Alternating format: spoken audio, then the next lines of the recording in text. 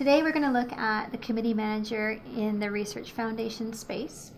So this would have several benefits for staff and for the reviewers. One of them is to balance the workloads for all of the reviewers, reduce and manage our conflict of interest for the reviewers. There will be full transparency of where you are in the review process, which is really important for managing the completion of the reviews. And also there's some reportability of all these different results from the reviews. So let's get started. So I'm going to log in as myself. I have a couple of different roles in the system. I am as a staff role and also as a system administrator, so I actually have quite a bit of visibility to different things. But I'm going to focus in on myself as the staff role and entering information for the particular review panel. So if I look at the staff login, I'm going to go to the panel manager.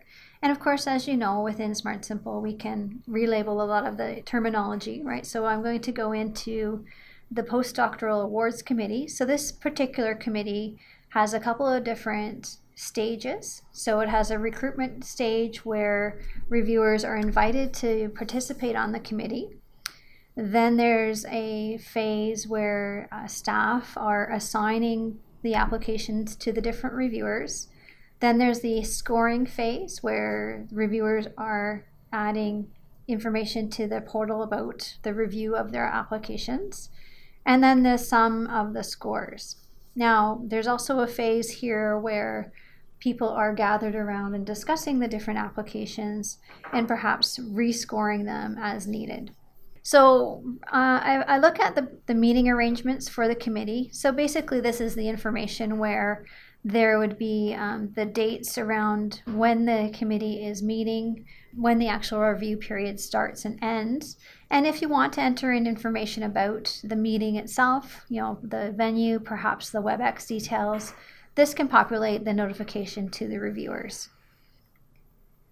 In the panel members section, I have a bunch of different reviewers here that I have already invited. I have some information here about the different people so that if I look at the list of people, I can actually notice if they have accepted the invitation to the panel.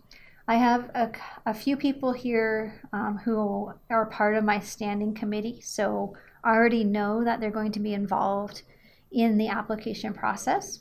I have one person that I know will be away, so I've indicated that they have declined the invitation. And I have one person who has an outstanding invitation to the panel.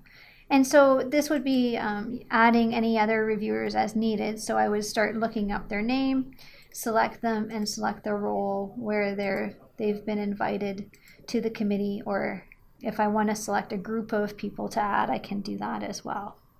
Now I already have a list of applications that are assigned to the committee. Right now I have 6 different applications assigned. And in the panel metrics section, I can see some statistics around these applications that are assigned. So perhaps the total requested amount, the average requested amount, so that the reviewers get sort of a sense of the envelope of funding that they have to work with and the number of applications that are within the particular committee for review. Within the settings tab, there's some information for the reviewer themselves. So perhaps you want to tailor the confidentiality policy depending on the committee, right? Sometimes you have a joint committee with another funder or perhaps a partner, and you would want to have a specific policy that would be displayed for the reviewer at this point. And within the reviewer portal, there's options to upload some information for the reviewer to display. So in the panel reviewer section, there are a list of information from the application. So on our application, there was a section for the applicant to actually suggest some reviewers for recruiting, perhaps in a particular area of expertise. On the assignment grid, this is where we actually assign different reviewers to each application. Now I have a fairly small data set here, so I've got 6 different applications and listing the institutions that they're from. And across the top here, I've got my different reviewers. And you'll notice that sometimes the reviewer actually has an assignment already. And that's because they're actually listed on the application themselves. And so this Deborah McCleary is clearly the PI, and then she would be the co-PI on this first one as well. Whereas this other person is listed as a co-applicant on this application. So this gives you a quick indication of where the reviewers might have some potential conflicts. So for each one of these reviews, I would select what role they would like to play on each one of them. So as I go through, I would look at the information from the application and from knowledge that I have about the people's relationships and assign them specific roles on each one of these applications. So as I go through and choose the different roles, I can see some tallies. So there's some nice summary views. There's short forms for my different roles on the different applications. So this would be a primary reviewer accepted, primary reviewer invited, reader accepted, reader invited, and so on. So for this particular application, I already have one primary reviewer invited assigned, one secondary reviewer assigned, and then now I'd like to have a few people as readers. So as I update these toggles, I can see that now I have one reader assigned to this application as well. So that you can kind of balance between who's been assigned and who's not been assigned. For example, here I've got two primary reviewers invited. So now I can see between these two potential primary reviewers, perhaps one of these I switch to be a secondary reviewer so that the balance is between the different assignments on these different applications. This one, for example, I have got 3 readers invited. I see that, this one reviewer, Adam, he's actually at the bottom. I can see a summary here. I can see that he's already a primary reviewer on 3 of them and is reading another one of them. So perhaps he's not a reader. Perhaps I would like to change Brian's assignment here to the primary reviewer so that his workload balances out at the bottom. So he has one primary reviewer and one reader. So you go through the assignments sort of in this way to help to balance the workload of not the researchers, only the researchers, but make sure that there's good coverage amongst the different reviewers. So there's some nice features to this grid. Right now I'm doing the assignments, so perhaps I don't want to look at the accepted roles. So I'm going to take those roles off so that I can see a shorter little bit of a grid here. With the grid too, I can sort each one of these columns, right? Ascending or descending. I can sort on the PI or institutions to help balance the load amongst each one of those institutions against the reviewers as well. So within the grid, there's some nice features to track all of this information for your different reviewers. Now, I want to add some extra reviews over here as well. So I can scroll right across and assign everybody. And once I save the reviewer assignment grid, it actually assigns these different reviewers to the applications so that they can start their reviews. I'm going to log in as staff because as staff, I'm going to start to see the scores come in from the different reviewers. And I'm also going to talk a little bit about the rescoring as well.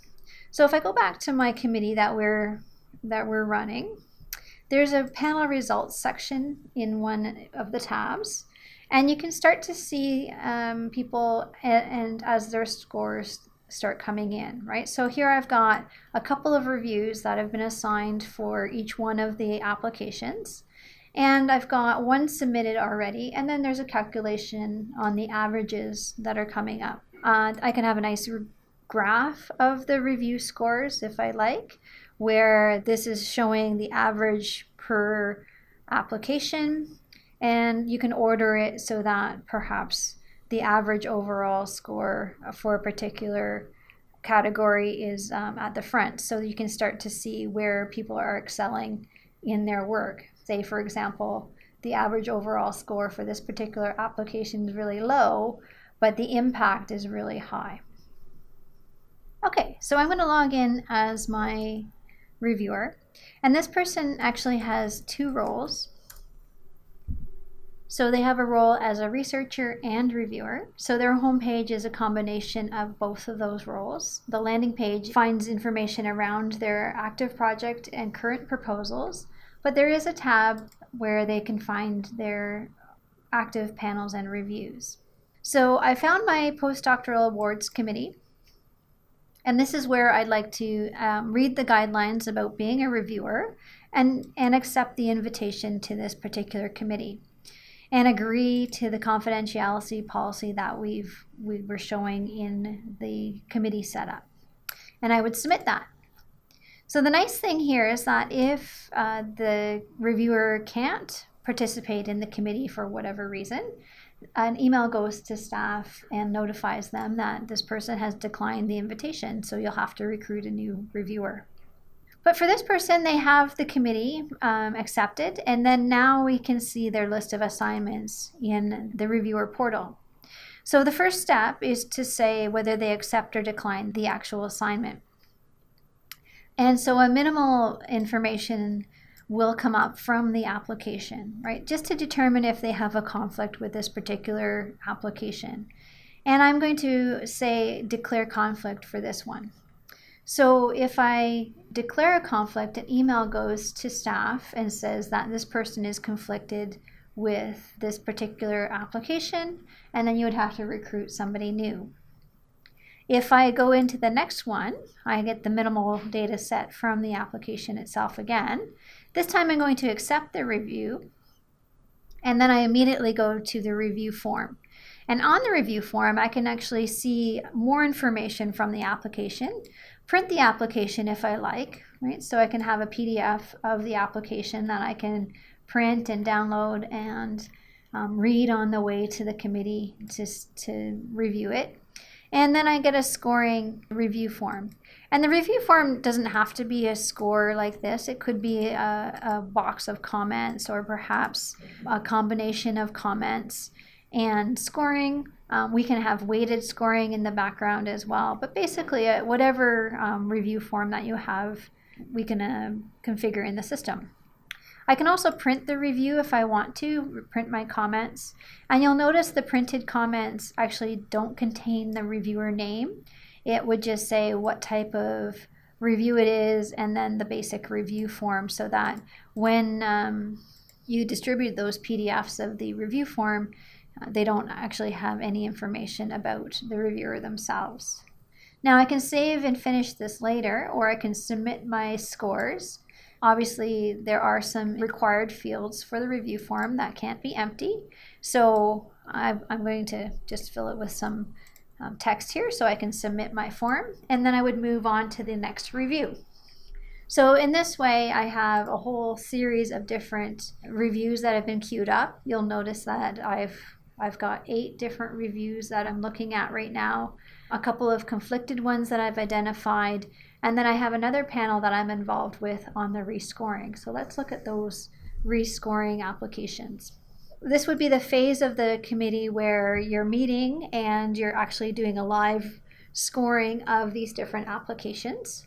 And if you open any one of these reviews that we're rescoring, it's a little bit of a different view, right? So it's not just the reviews that you're completed, you actually see the reviews from other people as well, so that you get a little more informed decision around this particular application. And you'll notice that the people who are conflicted as well are showing on this application, so that you as staff on the staff side, you'll notice who is conflicted for this particular application and excuse them from the room. So after the discussion, you can say that the average final score for this person was 6.13. That's based on all of the submitted reviews. And then you can select a different score if you want to revise your current score. And this would be at the point in the committee meeting where the staff member would say, okay, we've had our discussion about this particular application. Anyone provide their rescore, and then you would submit the new score.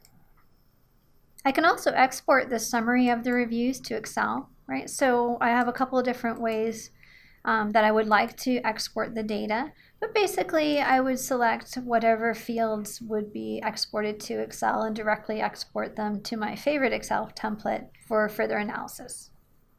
This export actually exported the average scores for each one of these applications. And perhaps I'd like to export the details of all of the different reviews. So this report just basically says for each one of the reviews that have been submitted, I have the list of reviewers and each person's individual score as well as their overall comments. Before the reviewers come to the meeting, you might want to print an agenda for them. So you can create a docket of all of the information from the panel. So this would be a full view of the meeting date, which attendees are coming, perhaps a table of contents or list of presentation of the different applications. And this is one big board packet where all of the applications are appended to this agenda, which is nice for some people because they still like to have a printed view of the applications to take notes. So when I open up the record for this particular application, I just want to show you briefly how you might want to provide some of the feedback to the applicant. And you can have a consolidated comments of all of the information from here as well. So for example, I need to sanitize a little bit of the feedback to the applicant. And here I can do a little bit of editing, and I want to update this person's comments. And really this is a display of the comments from the reviewer. And I don't change the original reviewer comments, I'm just changing the view for the applicant, because sometimes people will use particular terms that are not useful for the applicant and you want to give them a little more defined feedback. So I want to preview that sanitized version of the comments, and I can save it back to the system. And then when I actually trigger an email to the applicant about their review process,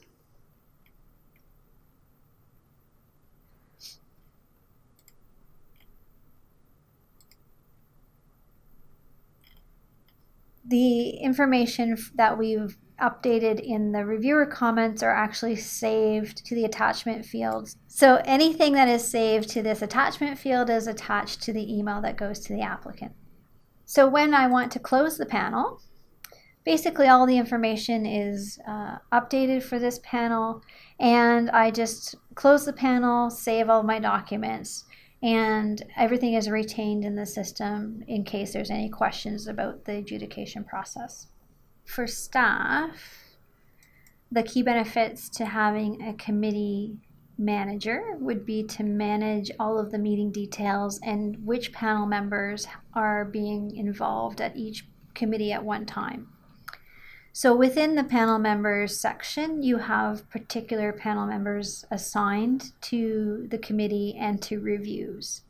So if I look at the workload of this particular reviewer, if I open up their profile, I can see information about the reviewer, so information around their primary discipline, perhaps their degree and where they earned the degree, but also see where they have some background information so I can start to match the reviewer to the application. I can see I've used this reviewer in a couple of different panels, right? So I can see over the years, this person has been involved with the foundation in adjudicating applications, and then they've completed a bunch of reviews, right? So within the system, you get this 360 view of all of the information about this reviewer themselves. And if I go back to the panel, I can see also the balance between not only this reviewer and their history with the foundation. I can see for this particular panel what they've been assigned. So I can see here they're a co-applicant on a couple of different applications, and then perhaps their balance on what they're actually been assigned in this particular panel. So today we're going to look at the committee management process for complex reviews where there's multiple stages and multiple roles and multiple applications. Now this is going to be in the context for research foundations, but could also be used by granting foundations. Part of the transparency about running a panel in SmartSimple is to make sure that the reviews are being actually completed by the reviewers. So this gives you an overview of the submitted reviews for each application. So for example, I've got the first application, I've assigned 2 different people to it, and then I have 1 review that's been submitted. Now, as the due date becomes closer, the person who has not submitted their reviews would get a reminder to say that the panel meeting is going to be soon, please complete your review. And the transparency also comes into play where you're looking at the average scores probably per category and then the overall scores. And even the graphs of the different scores help you figure out which applications should be funded and which ones you probably don't have to discuss at the committee meeting.